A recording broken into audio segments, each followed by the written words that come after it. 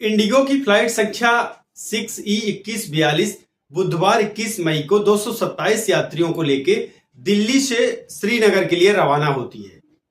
शाम को करीब 6 बजे आंधी तूफान और ओलावृष्टि के कारण फ्लाइट को उड़ान भरने में तकनीकी दिक्कत का सामना करना पड़ता है। पायलट पाकिस्तान के लाहौर एयरपोर्ट में उतरने के लिए रिक्वेस्ट करता है, लैंड करने के लिए रिक्वेस्ट करता है, लेकिन पाकिस्तान के लोग इसके लिए मना कर देते हैं। मना करें भी क्यों ना, क्योंकि जैसे जिस तरीके से संबंध चल रहा है इस समय, तो निश्चित रूप से पाकिस्तान जैसा देश कभी भी ये सब नहीं करने देगा, अपनी जमीन का इस्तेमाल नहीं करने देगा, भारत को किसी भी तरह का सहयोग नहीं करेगा। आपको क्यों उससे अपेक्षा थी? भारत इतनी अपेक्षा कैसे कर सकता है? आप सारे न्यूज चैनल में ये चला रहे हो कि पाकिस्तान ने ऐसा किया वैसा किया, लैंड नहीं करने दिया, अपने एयर स्पेस को यूज नहीं करने दिया। जिस एयर स्पेस को आपने खत्म किया और नेस्ता नाबूद कर दिया अभी कुछ दिन पहले, पाकिस्तान ऐसा करेगा?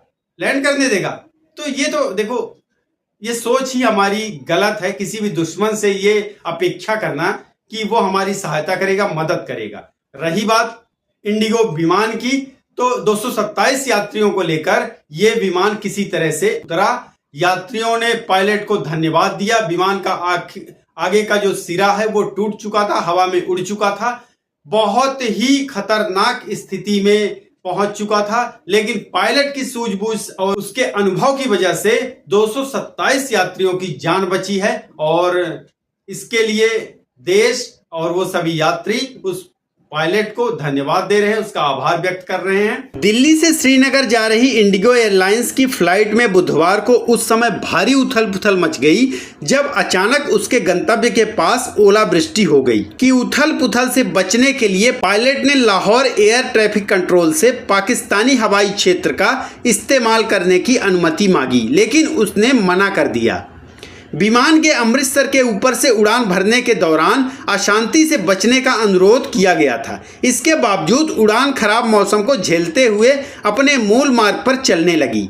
फ्लाइट संख्या 6E2142 में 227 यात्री सवार थे और बीच हवा में अशांति के कारण विमान के आगे के हिस्से को स्पष्ट क्षति पहुंची, जिससे विमान में सवार लोगों में दहशत फैल गई। विमान के श्रीनगर के नजदीक पहुंचने पर पायलट ने आपातकाल की घोषणा की और शाम 6:30 बजे विमान को सफलतापूर्वक उतारा गया। सभी यात्रियों और चालक दल को सुरक्षित बाहर निकाल लिया गया। एयरलाइंस ने कहा, लैंडिंग के बाद सभी पैसेंजरों की देखभाल की गई और किसी के घायल होने की खबर नहीं है। विमान का अभी श्रीनगर में आवश्यक निरीक्षण और रखरखाव चल रहा है और सभी मंजूरी मिलने के बाद परिचालन फिर से शुरू किया जाएगा।